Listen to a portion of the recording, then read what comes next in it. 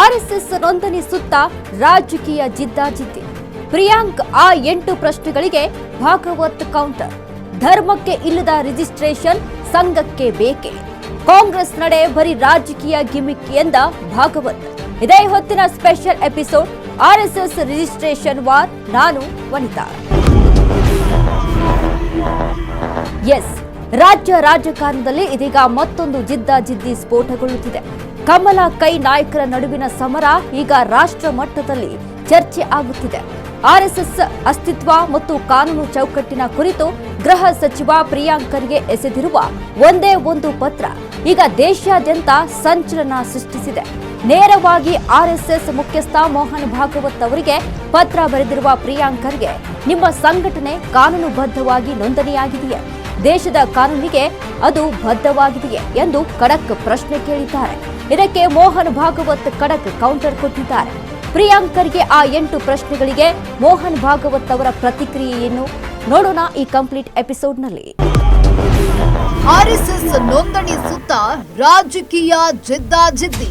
ಪ್ರಿಯಾಂಕ್ ಆ 8 ಪ್ರಶ್ನೆಗಳಿಗೆ ಭಾಗವತ್ ಕೌಂಟರ್. ಧರ್ಮಕ್ಕೆ ಇಲ್ಲದ ರಿಜಿಸ್ಟ್ರೇಷನ್ ಸಂಘಕ್ಕೆ ಬೇಕೆ? ಕಾಂಗ್ರೆಸ್ ನಡೆ ರಾಜಕೀಯ ಗಿಮಿಕ್ ಎಂದ ಭಾಗವತ್.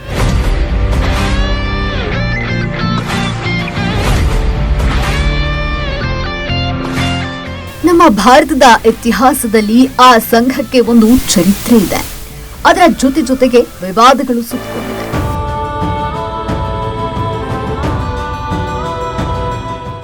ದೇಶದಲ್ಲಿಯೇ ಅತಿ ದೊಡ್ಡ ಸ್ವಯಂ ಸೇವಕ ಸಂಘಟನೆ ಈ ಸಂಘಕ್ಕೆ ಒಂದು ಕಡೆ ದೇಶಭಕ್ತಿಯ ಪಾಠಶಾಲೆಯ ಬಗ್ಗೆ ಹೆಗ್ಗಳಿಕೆ, ಇನ್ನೊಂದು ಕಡೆ ವಿರೋಧಿಗಳ ನಿರಂತರ ಟೀಕೆಯ ಸುರಿಮಳೆ ಕೂಡ ಇದೆ.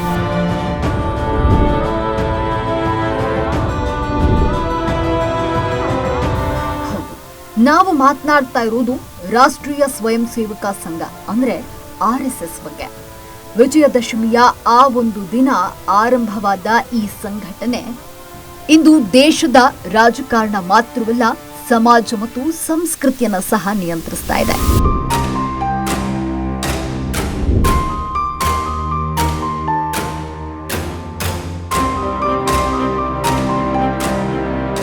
ಈ ಆಲದ ಮರದ ಬೇರುಗಳು 1925 ಸೆಪ್ಟೆಂಬರ್ 27 ವಿಜಯದಶಮಿಯ ಪವಿತ್ರ ದಿನ ನಾಗಪುರದ ಸಣ್ಣದೊಂದು ಜಾಗದಲ್ಲಿ ಡಾಕ್ಟರ್ ಕೇಶವ ಬಲಿರಾಮ್ ಹೆಗಡೆವಾರ್ ರವರು ಕೇವಲ 17 ಜನ ಯುವಕರೊಂದಿಗೆ ಒಂದು ಸಣ್ಣ ಸಭೆಯನ್ನ ನಡೆಸ್ತಾರೆ.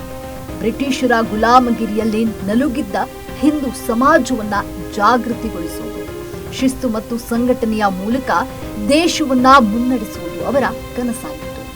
ಕೇವಲ ಶಾಖೆಗಳ ಮೂಲಕ ಶುರುವಾದ ಈ ಆಲೋಚನೆ ಮುಂದೆ ಇಡೀ ಭಾರತದ ದಿಕ್ಸೂಚಿಯನ್ನೇ ಬದಲಾಯಿಸುತ್ತೆ ಎಂದು ಆಗ ಯಾರೂ ಊಹಿಸಿರಲಿಲ್ಲ.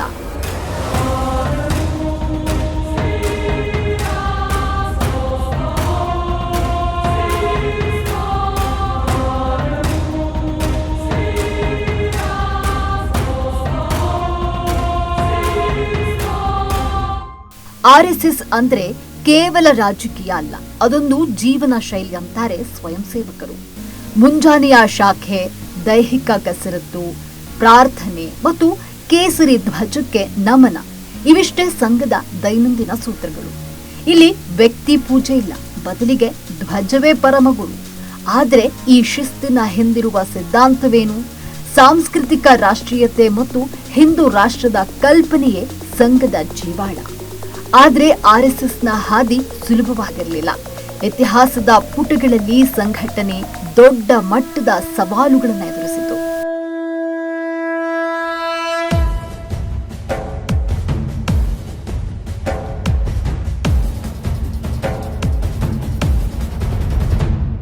ನಮಸ್ತೆ ಸದಾ ವತ್ಸಲೆ ಮಾತೃಭೂಮೆ, ನಮಸ್ತೆ ಸದಾ ವತ್ಸಲೆ ಮಾತೃಭೂಮೆ, ತ್ವಯಾ ಹಿಂದೂ ಭೂಮೆ ಸುಖಂ ವರ್ಧಿತೋಹಂ, ತ್ವಯಾ ಹಿಂದೂ ಭೂಮೆ ಸುಖಂ ವರ್ಧಿತೋಹಂ, ಮಹಾಮಂಗಲೆ ಪುಣ್ಯ ಭೂಮೆ ತ್ವದರ್ಥೆ, ಮಹಾಮಂಗಲೆ. 1948ರಲ್ಲಿ ಮಹಾತ್ಮ ಗಾಂಧಿ ಅವರ ಹತ್ಯೆಯಾದಾಗ ಸಂಘದ ಮೇಲೆ ಮೊದಲ ಬಾರಿಗೆ ನಿಷೇಧವನ್ನ ಹೇರಲಾಯಿತು. ತನಿಖೆಯ ನಂತರ ಸಂಘ ನಿರಪರಾಧಿ ಎಂದು ಸಾಬೀತಾಗಿ ನಿಷೇಧ ತೆರವುಗೊಳಿಸಿದರೂ ವಿರೋಧಿಗಳ ಟೀಕೆ ಇಂದಿಗೂ ನಿಲ್ಲುತ್ತಿಲ್ಲ. ನಂತರ 1975ರ ತುರ್ತು ಪರಿಸ್ಥಿತಿ ಮತ್ತು 1992ರ ಬಾಬರಿ ಮಸೀದಿ ಧ್ವಂಸದ ಬಳಿಕವೂ ಸಂಘ ನಿಷೇಧದ ಕಹಿ ಅನುಭವಿಸಿತ್ತು. ಪ್ರತಿ ಬಾರಿ ನಿಷೇಧ ಹೇರಲ್ಪಟ್ಟಾಗಲೂ ಸಂಘ ಮತ್ತಷ್ಟು ಗಟ್ಟಿಯಾಗಿ ನಿಂತುಕೊಂಡಿತ್ತು.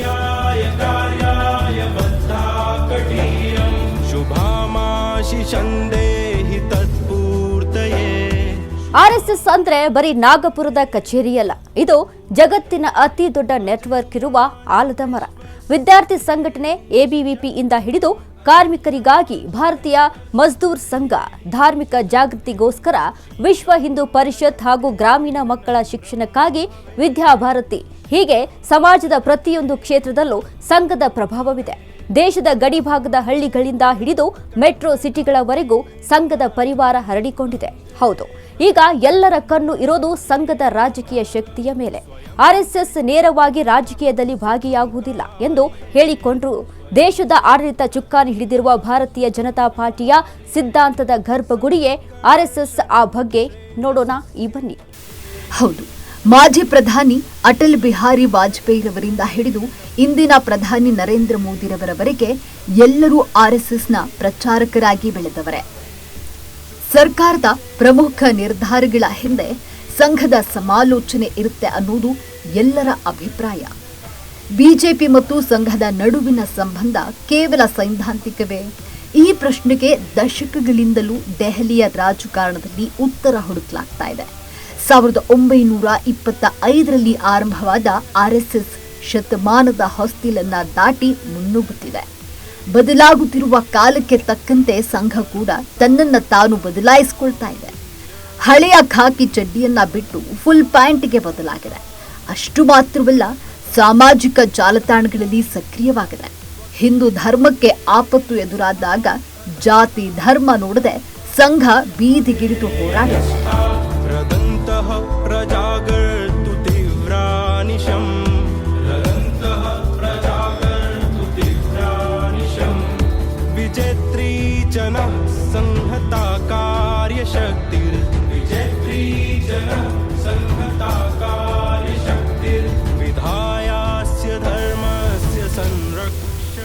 ದೇಶದ ಮೂಲೆ ಮೂಲೆಗಳಲ್ಲಿಯೂ ಸಂಘದ ಶಾಖೆಗಳಿವೆ.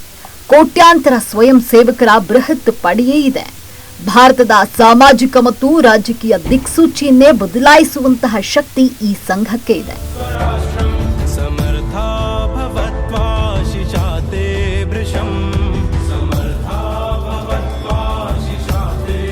ಹೌದು, ಕೇವಲ ಕರ್ನಾಟಕ ಒಂದರಲ್ಲೇ ಆರ್ಎಸ್ಎಸ್ ಹೊಂದಿರುವ ಹೆಜ್ಜೆ ಗುರುತು ಬೆಚ್ಚಿ ಬೀಳಿಸುವಂತಿದೆ. ರಾಜ್ಯದಲ್ಲಿ ಬರೋಬ್ಬರಿ 4127 ದೈನಂದಿನ ಶಾಖೆಗಳು ನಡೀತಾ ಇವೆ. ಆದರೆ ನಮ್ಮ ರಾಜ್ಯದಲ್ಲಿ ಈ ಸಂಘಟನೆಯ ಸುತ್ತ ಈಗ ಹೊಸದೊಂದು ಚರ್ಚೆ ಶುರುವಾಗಿದೆ. ಇತ್ತೀಚೆಗೆ ಸಾರ್ವಜನಿಕ ವಲಯದಿಂದ ಕೇಳಿಬಂದಿರುವ ಆ ಒಂದು ಪ್ರಮುಖ ಪತ್ರ, ಆ ಪತ್ರ ಆರ್ಎಸ್ಎಸ್ಗೆ ನೇರ ಪ್ರಶ್ನೆಯೊಂದನ್ನು ಹಾಕಿದೆ.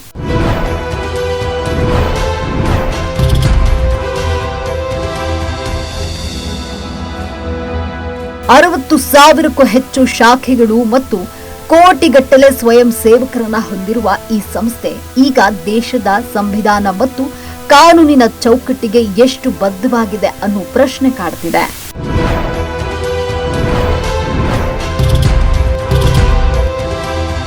ಭಾರತದ ಸಂವಿಧಾನವೇ ಸರ್ವೋಚ್ಚ.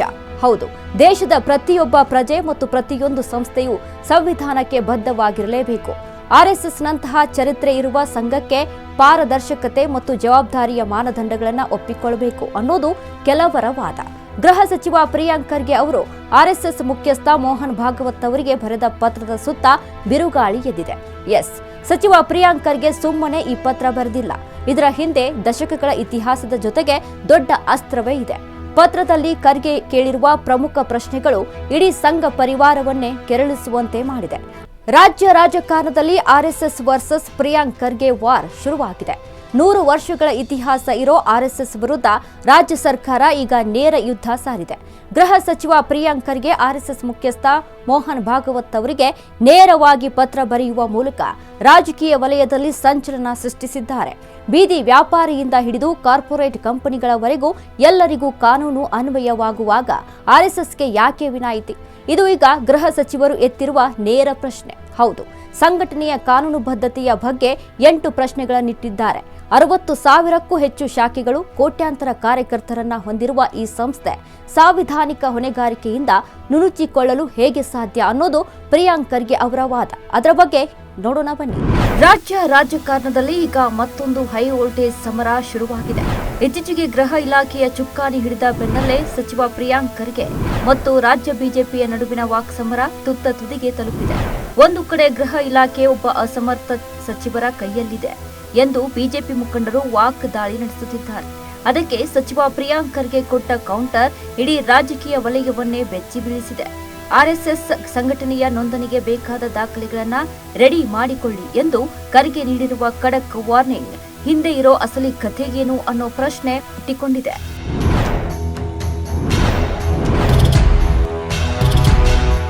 ಪ್ರಿಯಾಂಕ್ ಖರ್ಗೆ ಗೃಹ ಸಚಿವರಾಗಿ ಅಧಿಕಾರ ವಹಿಸಿಕೊಂಡ ಕ್ಷಣದಿಂದಲೇ ಬಿಜೆಪಿ ಇವರನ್ನ ಟಾರ್ಗೆಟ್ ಮಾಡಲು ಆರಂಭಿಸಿತ್ತು. ಕರ್ನಾಟಕ ಬಿಜೆಪಿ ನೇರವಾಗಿಯೇ ಸಚಿವರ ಯೋಗ್ಯತೆಯನ್ನ ಪ್ರಶ್ನೆ ಮಾಡುತ್ತಿದೆ. Till now officially ಕೇಳಿದಿಲ್ಲ, ಈಗ officially ಕೇಳಿದೆ. Let them reply. I am an optimist. I am sure that the RSS has nothing to hide. They are the world's largest NGO. They are the most nationalistic people in India for the last 100 years. They will put national duty above everything.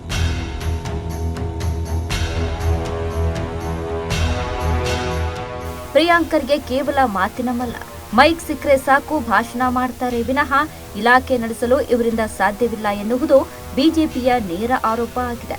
ಬಿಜೆಪಿಯ ಈ mic minister ದಾಳಿಗೆ ಪ್ರಿಯಾಂಕ್ ಖರ್ಗೆ ಬಂದಿದ್ದೇ ತಡ. RSS ನೋಂದಣಿ ಬಗ್ಗೆ ಪ್ರಶ್ನೆ ಮಾಡುತ್ತಿದ್ದಾರೆ. ರಾಷ್ಟ್ರೀಯ ಸ್ವಯಂ ಸೇವಕ ಸಂಘದ ಲೀಗಲ್ ಸ್ಟೇಟಸ್ ಮತ್ತು ನೋಂದಣಿಯ ದಾಖಲೆಗಳನ್ನು ಕೆದಕಲು ಗೃಹ ಇಲಾಖೆ ಮುಂದಾಗುತ್ತಿದೆ. ಆರ್ಎಸ್ಎಸ್ ಅಸ್ತಿತ್ವಕ್ಕೆ ಕೈ ಹಾಕಲು ಸರ್ಕಾರ ಪ್ಲಾನ್ ಮಾಡುತ್ತಿದೆ ಎಂಬ ಚರ್ಚೆ ಈಗ ಗಲ್ಲಿಯಿಂದ ದಿಲ್ಲಿಯವರೆಗೂ ಶುರುವಾಗಿದೆ.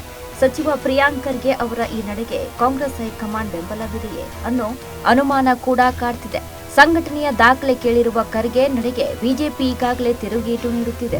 ಆರ್ಎಸ್ಎಸ್ ನಿಷೇಧದ ಹಠವಲ್ಲ, ಬದಲಿಗೆ ಇದು ಪಾರದರ್ಶಕತೆಯ ಪಟ್ಟು. ಹೌದು, ನಾವು ಸಂಘಟನೆಯನ್ನ ನಿಷೇಧಿಸಬೇಕು ಎಂದು ಒತ್ತಾಯಿಸುತ್ತಿಲ್ಲ, ಬದಲಿಗೆ ಸಂಘದ ಚಟುವಟಿಕೆಯ ವಿಚಾರದಲ್ಲಿ ಪಾರದರ್ಶಕತೆ ಬಗ್ಗೆ ಪ್ರಶ್ನಿಸುತ್ತಿದ್ದೇವೆ ಎಂದು ಸಚಿವ ಪ್ರಿಯಾಂಕ್ ಖರ್ಗೆ ಅವರ ನೇರ ನುಡಿ. ಹಾಗಾದ್ರೆ ಕೇವಲ ಒಂದು ಪಥಸಂಚಲನದಿಂದ ಆರಂಭವಾದ ಈ ಕಿಡಿ ಇಡೀ ರಾಜ್ಯ ರಾಜಕಾರಣವನ್ನೇ ಸುಡುವಷ್ಟು ತಾರಕಕ್ಕೇರಿದ್ದು ಹೇಗೆ?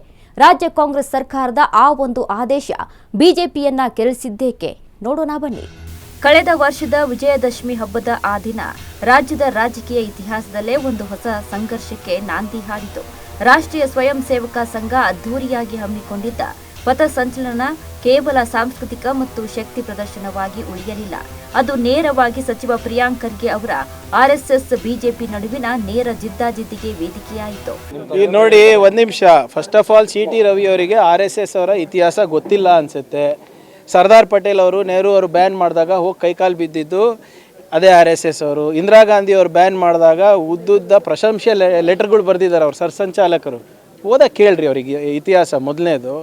ಆಮೇಲೆ ರಿಜಿಸ್ಟ್ರೇಷನ್ ಮಾಡ್ಕೊಳ್ಳಿ ಅಂದರೆ ಯಾಕೆ ಅಷ್ಟು ಭಯ ಅವರಿಗೆ? RSSಗೆ ರಿಜಿಸ್ಟರ್ ಮಾಡ್ಕೊಳ್ಳಿ ಅಂದರೆ ಇವ್ರು ಯಾಕೆ ಉತ್ತರ ಕೊಡ್ತಾ ಇದ್ದಾರೆ? ಒಂದು ಕೆಲಸ ಮಾಡಿ, ಈಗ ತಾನೇ ನಮ್ಮ ಬೇರೆ ಮಾಧ್ಯಮ ಸ್ನೇಹಿತರಿಗೆ ಹೇಳ್ತಾ ಇದ್ದೆ, ನನಗನ ನಿಮ್ಮ ಯಾವುದು ಜಗನ್ನಾಥ್ ಭವನ್ ಅಲ್ಲ ಅವ್ರದ್ದು, ಜಗನ್ನಾಥ್ ಭವನೋ ಕೇಶವ ಕೃಪಾಗೋ ಕರೆಸಿ, ನನಗೆ ಕರೆಸ್ಬಿಟ್ಟು ಈ ಕಾನೂನು ಅಡಿನಲ್ಲಿ ನಮಗೆ ಸ್ವತಂತ್ರ ಇದೆ, ನಾವು ಯಾವುದೇ ಸರ್ಕಾರಿ ಸಂಸ್ಥೆಗಳಿಗಾಗಲಿ ಅಥವಾ ಸರ್ಕಾರಿಗಾಗಲಿ ನಾವು ಉತ್ತರ ಕೊಡೋ ಅಗತ್ಯ ಇಲ್ಲ ಅಂತ ತೋರಿಸ್ಬಿಡ್ಲಿ, ಅಥವಾ ನನ್ನ ಆಫೀಸಿಗನ ಬರಲಿ, ದಾಖಲೆಗಳು ತೊಗೊಂಡು ಬರಲಿ. ನೋಡಿ ಸರ್, ಈ ಕಾನೂನು ಅಡಿನಲ್ಲಿ ನಮಗೆ ಯಾವುದೇ ನಮ್ಗೆ ಯಾವುದೇ ಸಂವಿಧಾನ ಲಾಗೂ ಆಗೋದಿಲ್ಲ, ನಮ್ಗೆ ಯಾವುದೇ ಕಾನೂನು ಲಾಗೂ ಆಗೋದಿಲ್ಲ ಅಂತ ನನ್ನ ಆಫೀಸಿಗನ ಬಂದು ಹೇಳಿ, ಇವ್ಯಾಲ್ಯೂಯೇಟ್ ಮಾಡ್ತೀನಿ, ತಪ್ಪಿದ್ರೆ ನಾನೇ ಕ್ಷಮೆ ಕೇಳ್ತೀನಿ. ಖರ್ಗೆ ದಂಡಿನ ಕಡೆಯಿಂದ ಬಂದ ಒಂದೊಂದು ಹೇಳಿಕೆಗಳು ಕೇಸರಿ ಪಾಳ್ಯದಲ್ಲಿ ಸಂಚಲನ ಮೂಡಿಸಿದೆ. ಇತ್ತ ಬಿಜೆಪಿಯ ಘಟಾನುಘಟಿ ನಾಯಕರು ಸಚಿವರ ವಿರುದ್ಧ ಮುಗಿಬಿದ್ದರು. ಸೈದ್ಧಾಂತಿಕ ಹೋರಾಟ, ವ್ಯಕ್ತಿಗತ ನಿಂದನೆ ಮತ್ತು ಸವಾಲುಗಳ ಮಟ್ಟಕ್ಕೆ ಇಳಿಯಿತು. ಅಲ್ಲಿಂದ ಶುರುವಾದ ಈ ಕಿಡಿ ಇವತ್ತಿಗೂ ಆರಿಲ್ಲ, ಬದಲಿಗೆ ದಿನದಿಂದ ದಿನಕ್ಕೆ ಧಗಧಗಿಸುತ್ತಲೇ ಇದೆ.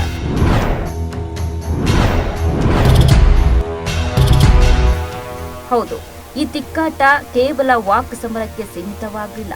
ಸಿದ್ದರಾಮಯ್ಯ ನೇತೃತ್ವದ ಅಂದಿನ ಸರ್ಕಾರ ರಾಜಕೀಯವಾಗಿ ಮತ್ತು ಕಾನೂನಾತ್ಮಕವಾಗಿ ಒಂದು ದೊಡ್ಡ ಹೆಜ್ಜೆಯನ್ನಿಟ್ಟಿತು. ಸರ್ಕಾರ ಜಾರಿಗೆ ತಂದ ಆ ಒಂದು ಕಾನೂನು ಇಡೀ ವ್ಯವಸ್ಥೆಯ ಚಿತ್ರಣವನ್ನೇ ಬದಲಾಯಿಸಿತು. ಯಾವುದೇ ಸರ್ಕಾರಿ ಜಾಗಗಳು ಅಥವಾ ಮೈದಾನಗಳಲ್ಲಿ ಕಾರ್ಯಕ್ರಮ ನಡೆಸುವ ಮುನ್ನ ಅನುಮತಿ ಕಡ್ಡಾಯ ಎಂದರು. ಮುಜರಾಯಿ ಇಲಾಖೆಯ ವ್ಯಾಪ್ತಿಗೆ ಬರುವ ದೇವಾಲಯಗಳ ಆವರಣದಲ್ಲಿ ಯಾವುದೇ ಸಂಘಟನೆಯ ಚಟುವಟಿಕೆಗಳಿಗೆ ಸರ್ಕಾರದ ಅನುಮತಿ ಕಡ್ಡಾಯವಾಗಿತ್ತು. ಈ ನಿಯಮ ಜಾರಿಗೆ ಬರುತ್ತಿದ್ದಂತೆ ಬಿಜೆಪಿ ಮತ್ತು ಆರ್ಎಸ್ಎಸ್ ನಾಯಕರು ಕೆಂಡಾಮಂಡಲರಾದರು. ಇದು ಕೇವಲ ಕಾನೂನಲ್ಲ, ಸಂಘಟನೆಯನ್ನ ಕಟ್ಟಿಹಾಕಲು ಹೆಣೆದ ರಾಜಕೀಯ ಪ್ಲಾನ್ ಎಂದು ಬಿಜೆಪಿ ಆರೋಪಿಸಿತ್ತು. ಇತ್ತ ಪ್ರಿಯಾಂಕರ್ಗೆ ಕಾನೂನು ಎಲ್ಲರಿಗೂ ಒಂದೇ ಎಂದು ಅಬ್ಬರಿಸಿದ್ರು. ಅಂದಿನ ತಿಕ್ಕಾಟ ಇದೀಗ ನೊಂದಣಿಗೆ ಬಂದು ನಿಂತಿದೆ. Mister Mohan Bhagwat has not replied to this letter.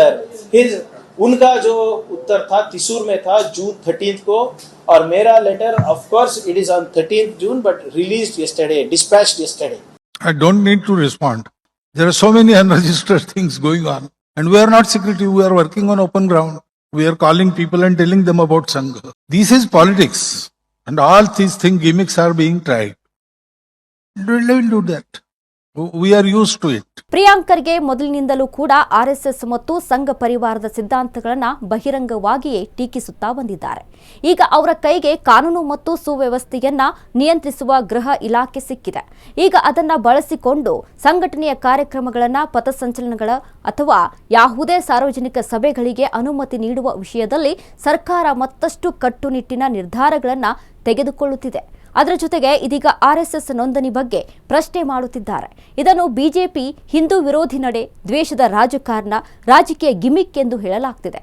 ನಮ್ಮ ರಾಜ್ಯ ರಾಜಕಾರಣದ ಅಖಾಡದಲ್ಲಿ ನಿರಂತರವಾಗಿ ಸೈದ್ಧಾಂತಿಕ ಸಂಘರ್ಷಗಳು ನಡೀತಾನೇ ಇರುತ್ತವೆ. ಆದರೆ ಈ ಬಾರಿ ನಡೆದಿರೋದು ಕೇವಲ ರಾಜಕೀಯ ಪರ ವಿರೋಧಗಳಲ್ಲ. ಇದು ದೇಶದ ಅಸ್ಮಿತೆ, ಸಂವಿಧಾನದ ಆಶಯ ಮತ್ತು ಭಾರತದ ಭವಿಷ್ಯದ ದಾರಿಯನ್ನು ನಿರ್ಧರಿಸುವ ಸೈದ್ಧಾಂತಿಕ ಮಹಾಯುದ್ಧ. ಹೌದು, ದೇಶದ ಪ್ರಬಲ ಸಂಘಟನೆ ಆರ್ಎಸ್ಎಸ್ ಮುಖ್ಯಸ್ಥ ಮೋಹನ್ ಭಾಗವತ್ ಅವರಿಗೆ ನೇರ ಪ್ರಶ್ನೆಗಳನ್ನು ಕೇಳಲಾಗಿದೆ. ಸಂಘ ಪರಿವಾರದ ಪರಮೋಚ್ಚ ನಾಯಕ ಮೋಹನ್ ಭಾಗವತ್ ಅವರಿಗೆ ಪ್ರಿಯಾಂಕರ್ಗೆ ಕೇಳಿರುವ ಆ 8 ಪ್ರಶ್ನೆಗಳು ಇಡೀ ದೇಶದ ರಾಜಕಾರಣದಲ್ಲಿ ಭಾರಿ ಬಿರುಗಾಳಿ ಎಬ್ಬಿಸಿದೆ. ಕೇವಲ ಪ್ರಶ್ನೆಗಳನ್ನ ಕೇಳಿ ಖರ್ಗೆ ಸುಮ್ಮನಾಗಿಲ್ಲ. ಆರ್ಎಸ್ಎಸ್ ನಡೆದು ಬಂದ ಹಾದಿ ಮತ್ತು ಅವರ ಸಿದ್ಧಾಂತಗಳನ್ನು ಇಂಚಿಂಚಾಗಿ ಪ್ರಶ್ನಿಸಿದ್ದಾರೆ. ಹಾಗಾದ್ರೆ ಏನದು ಸೈದ್ಧಾಂತಿಕ ಸಂಘರ್ಷ? ಇಡೀ ದೇಶದ ಗಮನ ಸೆಳೆದ ಆ 8 ಅಸ್ತ್ರಗಳು ಯಾವುವು? ನೋಡೋಣ ಬನ್ನಿ. ಗೃಹ ಸಚಿವ ಪ್ರಿಯಾಂಕರ್ಗೆ ಅವರ 8 ಪ್ರಶ್ನೆಗಳು. ಆರ್ಎಸ್ಎಸ್ನ ಕಾನೂನಾತ್ಮಕ ಸ್ಥಾನಮಾನ, ಸಾಂಸ್ಥಿಕ ರಚನೆ ವಿವರ, ಸಂಘದ ಪದಾಧಿಕಾರಿಗಳು ಮತ್ತು ಅಧಿಕೃತ ಪ್ರತಿನಿಧಿಗಳ ಮಾಹಿತಿ, ಸಂಘದ ದೇಣಿಗೆ, ಕೊಡುಗೆ ಮತ್ತು ಆದಾಯದ ಮೂಲಗಳು, ಸಂಘದ ಆಸ್ತಿಗಳು ಮತ್ತು ಹಣಕಾಸು ಖರ್ಚು ವೆಚ್ಚಗಳು, ತೆರಿಗೆ ಪಾವತಿ ವಿವರ, ಔಪಚಾರಿಕ ನೋಂದಣಿ ಇಲ್ಲದೆ ಚಟುವಟಿಕೆಗಳನ್ನು ನಡೆಸಲು ಯಾವ ಕಾನೂನಾತ್ಮಕ ಆಧಾರವನ್ನ ಅವಲಂಬಿಸಲಾಗಿದೆ, ಯಾವುದೇ ಸಾರ್ವಜನಿಕ ಜವಾಬ್ದಾರಿ ಇಲ್ಲದೆ ಕಾರ್ಯನಿರ್ವಹಿಸುವ ಹಕ್ಕನ್ನು ಯಾವ ಸಾಂವಿಧಾನಿಕ ಮತ್ತು ಶಾಸನಾತ್ಮಕ ಚೌಕಟ್ಟಿನ ಅಡಿಯಲ್ಲಿ ಪಡೆದುಕೊಳ್ಳಲಾಗಿದೆ, ಸಾರ್ವಜನಿಕ ಕಾರ್ಯಕ್ರಮಗಳು, ಪಥ ಸಂಚಲನಗಳು, ಬೃಹತ್ ಸಭೆಗಳು ಮತ್ತು ಇತರ ಸಂಘಟಿತ ಚಟುವಟಿಕೆಗಳಿಗಾಗಿ ಪಡೆದ ಅಧಿಕೃತ ಒಪ್ಪಿಗೆ, ನಿಯಮಾವಳಿ ಪಾಲನೆಯ ವಿವರ. ಸದ್ಯ ರಾಜ್ಯ ರಾಜಕಾರಣದಲ್ಲಿ ನೋಂದಣಿ ವಾರ್ ನಡೆಯುತ್ತಿದೆ. ಆರ್ಎಸ್ಎಸ್ ಕಡ್ಡಾಯವಾಗಿ ರಿಜಿಸ್ಟರ್ ಆಗಲೇಬೇಕು ಅನ್ನೋದು ಕರ್ನಾಟಕ ಸರ್ಕಾರದ ಖಡಕ್ ವಾದ. ಆದರೆ ಇದಕ್ಕೆ ಸಿಡಿಲಿನಂತಹ ಉತ್ತರ ಆರ್ಎಸ್ಎಸ್ನ ಮುಖ್ಯಸ್ಥ ಮೋಹನ್ ಭಾಗವತ್ ನೀಡಿದ್ದಾರೆ. ಹೌದು, ಆರ್ಎಸ್ಎಸ್ನ ಮುಖ್ಯಸ್ಥ ಮೋಹನ್ ಭಾಗವತ್ ನೇರವಾಗಿಯೇ ಪ್ರಶ್ನೆ ಮಾಡಿದ್ದಾರೆ. ಇದೆಲ್ಲ ಕೇವಲ ರಾಜಕೀಯ ಗಿಮಿಕ್. ನಮ್ಮ ಚಟುವಟಿಕೆಗಳೇನು ರಹಸ್ಯವಾಗಿಲ್ಲ.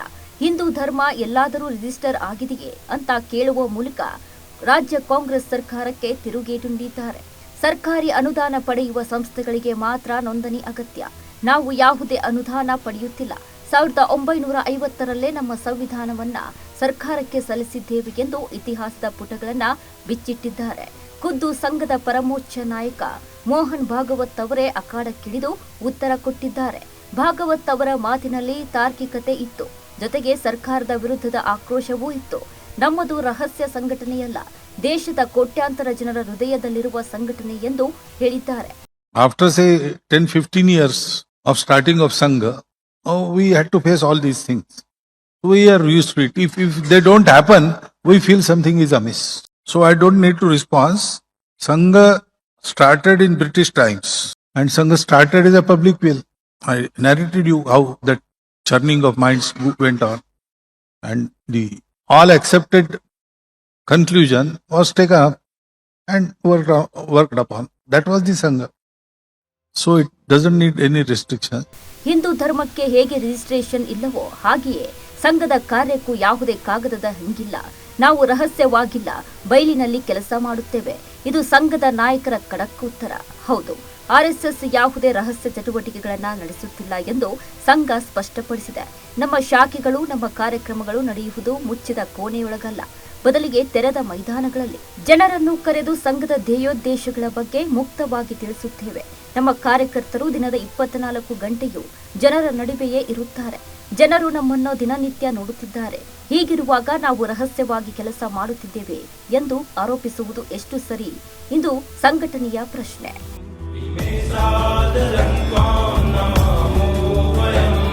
त्वदीयाय कार्याय बद्धा कटीयम् त्वदीयाय कार्याय बद्धा कटीयम्. ಹಾಗಾದ್ರೆ ಈ ಪತ್ರದ ಹಿಂದಿನ ಅಸಲಿ ಉದ್ದೇಶವೇನು? ಆರ್ಎಸ್ಎಸ್ ನಾಯಕರ ಪ್ರಕಾರ ಇದೆಲ್ಲವೂ ಕೇವಲ ರಾಜಕೀಯ ಗಿಮಿಕ್. ನಾವು ಇದಕ್ಕೆ ಪ್ರತಿಕ್ರಿಯಿಸುವ ಅಗತ್ಯವೇ ಇಲ್ಲ. ಇದು ಕೇವಲ ರಾಜಕೀಯವಷ್ಟೇ. ಸಂಘದ ವಿರುದ್ಧ ಇಂತಹ ಗಿಮಿಕ್ಗಳನ್ನು ವ್ಯವಸ್ಥಿತವಾಗಿ ಮಾಡಲಾಗುತ್ತಿದೆ ಎಂದು ಸಂಘದ ಮುಖ್ಯಸ್ಥರು ಹೇಳುತ್ತಿದ್ದಾರೆ. ಆ ಬಗ್ಗೆ ನೋಡೋಣ ಬನ್ನಿ. ಸಂಘಕ್ಕೆ ಇಂತಹ ಆರೋಪಗಳು ಹೊಸದೇನಲ್ಲ. ಕಳೆದ ಹಲವು ದಶಕಗಳಿಂದ ದೇಶ ಸ್ವಾತಂತ್ರ್ಯ ಪಡೆದಾಗಿನಿಂದಲೂ ಇಂತಹ 10 ಆರೋಪಗಳನ್ನ ಆರ್ಎಸ್ಎಸ್ ಎದುರಿಸುತ್ತಲೇ ಬಂದಿದೆ. ಹೋಮ್ ಮಿನಿಸ್ಟರ್ ಅವರು ಏನು ಕೇಳಿದ್ದಾರೆ, ಅವ್ರ ರಿಜಿಸ್ಟ್ರೇಷನ್ ಆಗಬೇಕು ಅನ್ನೋದು ಅದು ಕಾನೂನು ಪ್ರಕಾರವಾಗಿದೆ ಅಂತ ನನ್ನ ಅನಿಸಿಕೆ. ಧರ್ಮ ಮತ್ತೆ ಆರ್ಗನೈಸೇಷನ್ ಎರಡೂ ಒಂದೇ ಆಗಕ್ಕೆ ಸಾಧ್ಯ ಆಗುತ್ತಾ? ಧರ್ಮ ಬೇರೆ, ಇವ್ರ ಆರ್ಗನೈಸೇಷನ್ ಬೇರೆ. ನಿಜವಾದ ಹಿಂದೂಗಳೆಲ್ಲ ಅವ್ರು ಆ್ಯಕ್ಚುಲಿ ಹಿಂದೂ ಧರ್ಮ ವಿರೋಧಿಗಳು. ಅವರು ಆ್ಯಕ್ಚುಲಿ ಅವ್ರು ಹಿಂದುತ್ವವಾದಿಗಳು, ಅವ್ರು ಹಿಂದೂ ಧರ್ಮದವರಲ್ಲ ಅವರು. ಸೊ ಹಾಗಾಗಿ ಅವ್ರದ್ದು ದೇಶನ ಧರ್ಮನ ಅವ್ರ ಜೊತೆ ಈಕ್ವೇಟ್ ಮಾಡೋಕ್ಕಾಗೋದಿಲ್ಲ. RSS ಅವರೇ ಬೇರೆ ಸಂಘಟನೆ. ಸೊ ಹಾಗಾಗಿ ಅವರು ಈ ನೆಲದ ಕಾನೂನು ಏನಿರುತ್ತೆ ಅದನ್ನು ಪಾಲಿಸಲೇಬೇಕು. ಇದು ರಿಜಿಸ್ಟ್ರೇಷನ್ ಆಗಬೇಕು ಅಂತ ರಿಜಿಸ್ಟ್ರೇಷನ್ ಆಗಲೇಬೇಕು. ಸಂಘದ ಮುಖಂಡರು ಹೇಳುವಂತೆ ನಾವು ಇದಕ್ಕೆಲ್ಲ ಒಗ್ಗಿಕೊಂಡಿದ್ದೇವೆ.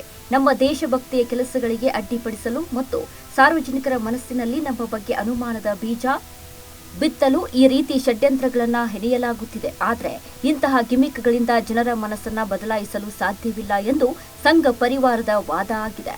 ಪ್ರಿಯಾಂಕ್ ಖರ್ಗೆ ಅವರ ಪತ್ರ ರಾಜಕೀಯವಾಗಿ ಕಾಂಗ್ರೆಸ್ಗೆ ಮೈಲೇಜ್ ತಂದುಕೊಡುತ್ತದೆಯೇ, ಅಥವಾ ಆರ್ಎಸ್ಎಸ್ ಇದನ್ನು ತನ್ನ ಸಾರ್ವಜನಿಕ ಸಂಪರ್ಕವನ್ನ ಮತ್ತಷ್ಟು ಗಟ್ಟಿಗೊಳಿಸಲು ಬಳಸಿಕೊಳ್ಳುತ್ತಿದೆಯೇ? ಆರೋಪಗಳು 108 ಬರಬಹುದು. ಆದರೆ ಆರ್ಎಸ್ಎಸ್ ಮಾತ್ರ ತನ್ನ ದೈನಂದಿನ ಶಾಖೆಗಳ ಮೂಲಕ ಮೈದಾನದಲ್ಲೇ ಇರಲಿದೆ. ನಮ್ಮ ಕೆಲಸವೇ ನಮ್ಮ ಕವಚ ಎನ್ನುವ ಆರ್ಎಸ್ಎಸ್ನ ವಾದಕ್ಕೆ ಜನತಾ ನ್ಯಾಯಾಲಯದ ತೀರ್ಪು ಏನು? ರಾಜಕೀಯ ಲಾಭಕ್ಕಾಗಿ ನಡೆಯುವ ಈ ಪತ್ರ ಸಮರ ಎಲ್ಲಿಗೆ ಬಂದು ನಿಲ್ಲಲಿದೆ?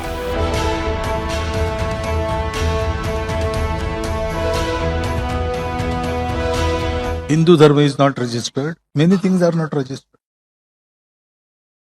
Those who want to have funds from the government, they require registration. That has to be there. Government knows Sangha is there. Government banned us twice, and that ban was released. So government knows they banned RSS. That means they knew RSS is there. RSS is recognized. So all this has happened over 100 years. Nobody told us that you must register. Our constitution, written constitution, is with the government. We have submitted it in 1950s. We have public programs. We have such a enormous outreach in this year. Hindu ಧರ್ಮ ಎಲ್ಲಾದರೂ register ಆಗಿದೆ? ಮೋಹನ್ ಭಾಗವತ್ ಅವರ ಈ ಒಂದೇ ಒಂದು ಪ್ರಶ್ನೆ ಈಗ ದೇಶದ ರಾಜಕಾರಣದಲ್ಲಿ ಸಂಚಲನ ಸೃಷ್ಟಿಸಿದೆ. ನೋಂದಣಿಯಾಗದೆ ಜಗತ್ತಿನಲ್ಲಿ ಏನು ನಡೆಯಲು ಸಾಧ್ಯವಿಲ್ಲ ಎನ್ನುವವರಿಗೆ ಸನಾತನ ಧರ್ಮದ ಉದಾಹರಣೆ ನೀಡಿ ತಿರುಗೇಟು ನೀಡಲಾಗಿದೆ. ಸರ್ಕಾರದಿಂದ ಫಂಡ್ ಅಥವಾ ನಿಧಿ ಪಡೆಯುವವರಿಗೆ ಮಾತ್ರ ನೋಂದಣಿಯ ಅಗತ್ಯವಿರುತ್ತದೆ, ನಮಗಲ್ಲ ಎಂಬ ಖಡಕ್ ಸಂದೇಶ ರವಾನೆಯಾಗಿದೆ. ಹಾಗಾದರೆ ರಾಷ್ಟ್ರೀಯ ಸ್ವಯಂ ಸೇವಕ ಸಂಘಕ್ಕೆ ಲಿಖಿತ ಸಂವಿಧಾನ ಇಲ್ವಾ? 1950ರಲ್ಲೇ ನೆಹರು ಸರ್ಕಾರಕ್ಕೆ ಸಲ್ಲಿಕೆಯಾಗಿದ್ದ ಆ ರಹಸ್ಯ ದಾಖಲೆಯ ಕಥೆಯೇನು ಅನ್ನೋ ಪ್ರಶ್ನೆ ಕೂಡ ಕಾಡ್ತಿದೆ.